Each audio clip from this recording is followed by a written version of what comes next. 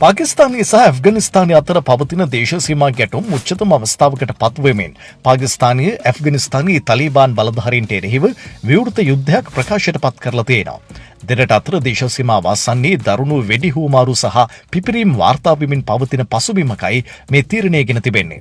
පාකිස්තාන ආරක්ෂක අමාත්‍ය කවාජා අසීෆ් එක් සමාජ මාධ්‍ය ජාලයේ සටහනක් තබමින් ප්‍රකාශයට පත් කරලා තියෙන්නේ තම රටේ ඉවසීමේ සීමාව ඉක්මවා ගොස් තිබෙන බවයි. දැන් අප සහ ඔබ අතර පවතින විවෘත යුද්ධයක් යයි පවසමින් ඔහු තවදුරටත් සඳහන් කළේ මේ තීරණාත්මක සටනක් වනු ඇති බවයි.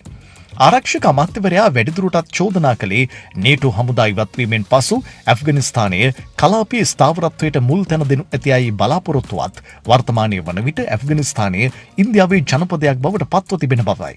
එසේම තලිබාන් රජය කාන්තාවන්ට ඉස්ලාමය මගින් ලබා දී ඇති මූලික අයිතිවාසිකම් උදුරා ගනිමින් තම පුරවැසියන් පීඩාවට පත් කරන බවත් සඳහන් කරනවා.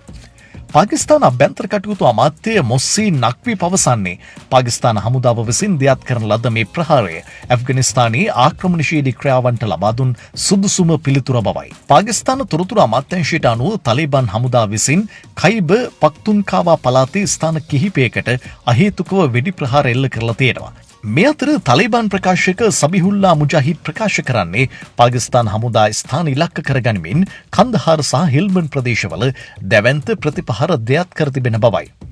මෙම ගැටුම් වලින් පාකිස්තාන සොල්දාදුවන් පිරිසක් මිය ගොස් තිබෙන බවත් තවත් පිරිසක් අත්අඩංගුවට ගත් බවත් තලිබාන් පාර්ශවය පවසනවා.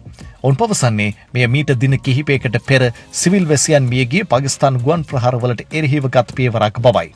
පසුගිය ඔක්තෝබර් මාසයේ ඇති වූ ගැටුම් වලින් පුද්ගලයන් 70කට වැඩි පිරිසක් මිය යාමෙන් පස්සේ දෙරට අතර දේශ සීමා බොහෝ දුරට වසා දමා තිබෙනවා.